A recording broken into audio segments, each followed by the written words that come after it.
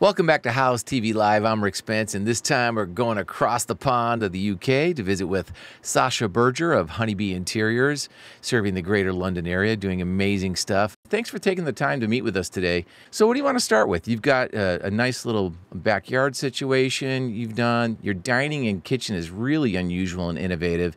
And then a little living area. What do you want to start with? Oh, well, I'm happy. Should we start with the kitchen? That's my newest.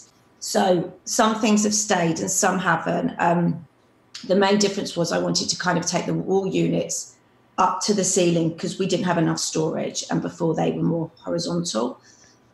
So I decided, it'd be nice to have that I'm obsessed about that nearly black blue colour, that Farrow & Ball do.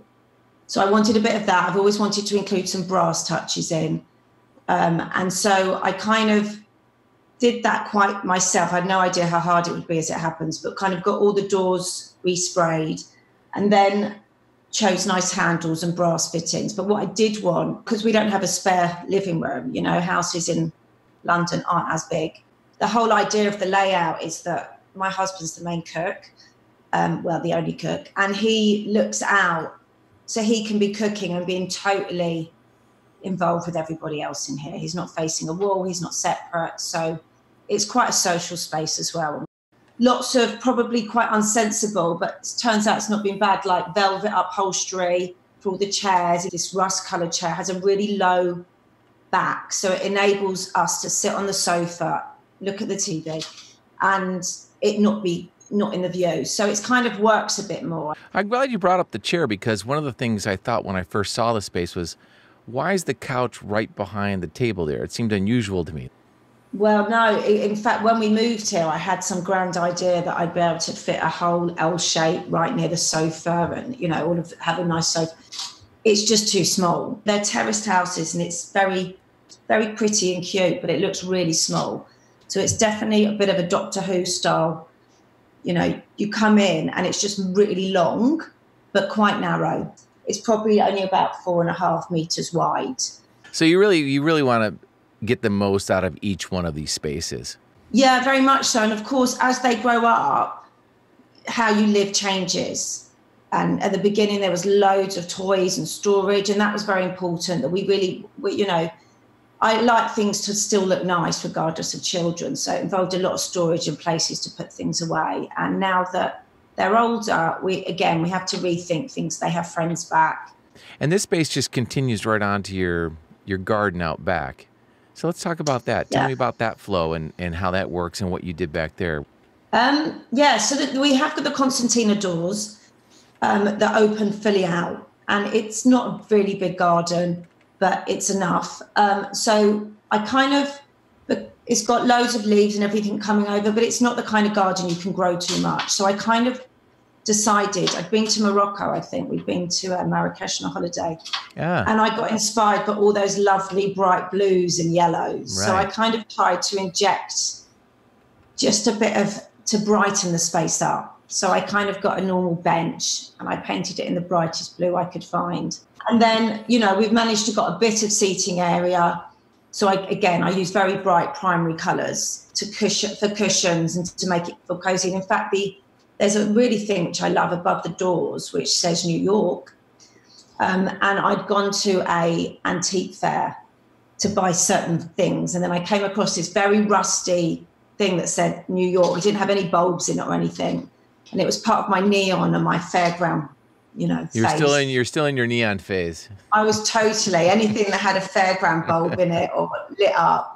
So I actually ditched all my other stuff and I got the train back with this enormous 2-foot rusty thing holding it. And then I got it all made with the light bulbs. So we now use that when we're outside at night time to light up the space, and it's a bit more quirky. Oh yeah, that's great. That's it. Did you go with artificial grass in the back there? Is that just for low maintenance? Well, that wasn't the first choice. It was 3 attempts each year of putting new real brass down. Mm-hmm. And we've got so many trees either side from the other houses that I think the roots were, draining it. So it would never last. They were sucking up all the water. So the grass would die every year and it would never look good. So eventually, even though it killed me to listen to my mother, she suggested doing faux grass, and we put that in, and she was right. And it's so much better. It always looks the same. I mean, there's a lot of leaves to clear up daily. I haven't told her she was right. And it feels much cleaner. So much. You have to hoover it though. And also we changed all the fencing, and I used the slats because it's such a plain wall that the fencing didn't look very nice. And that kind of right-hand fence is a bit of a feature wall. So I changed that. The privacy looks amazing. Yeah, considering we're backhand, side and front, you know, the fact that their tree has grown so big and kind of comes over has given us loads of privacy, which is lovely because, you know, you're amongst loads of people living like this, and actually you feel it's very quiet. It's a really quiet street, and it's very secluded, and it's great. All right, let's go into the living room now. And the living room is just a super just luscious, cozy, amazing space with bright colors and awesomeness. What are some of the reasons you think your spaces work, mixing a lot of different materials and patterns and things like that? Yeah, I mean, it's hard to say the reason because you just look at it and you kind of know whether it does, but I kind of built it up. And once I got these lovely House of Hackney big prints, and then I got a different print for the lampshade, I just ended up buying things that I loved without worrying too much how they were going to work. And if I loved a big tiger print cushion that I was craving to have somewhere in my house, you know, as I do schemes with people, I find this stuff. I just thought, I love it. And then I threw it on the pink armchair, and it shouldn't go, but it kind of does. Maybe because everything else is not mixy-matchy anyway. So it just enables me to, I don't think too much about whether everything's correlating, and I mix brass with chrome, and then the lights don't need to match in the through room and the front room. And actually, if you just put in things you love, sometimes they just work and they don't need to all match. And that's kind of how the front room's evolved. Tell me about, you've got some really interesting artwork throughout the space, and kind of how you think about art and placement, and it doesn't have to be permanent in any one spot. Yeah, absolutely. So art plays a really big role in the decor of my house. And obviously it was accumulated, but so many of my choices are that I can display big art pieces, and I seem to like really big pieces. So I've got a real collection, and I do swap them about sometimes, which makes it always feel like you've got a new room. I bought a new one. Most of the art was here before I did my kitchen. I did buy a new one, which sits over my little X's. And that was called Girl Afraid of the Mouse. And not only did I love it because it had this lovely dark blue that tied in with the units, but I just felt it was so appropriate. We have a little mouse friend that I try and get rid of sometimes, but he likes to return. So I thought that was me. And that's great. A lot of my other art is either by Slim Aarons, which I just love that 70s feel. I get very drawn to that era. So I've got, and because we have such a long wall in the kitchen, it's really big scale stuff. So I'd say I've got a few of his. I've got neon. I went through a neon craze where I had to stop myself from looking like a neon art shop. But I do love some punchy neon. It's kind of playful and fun.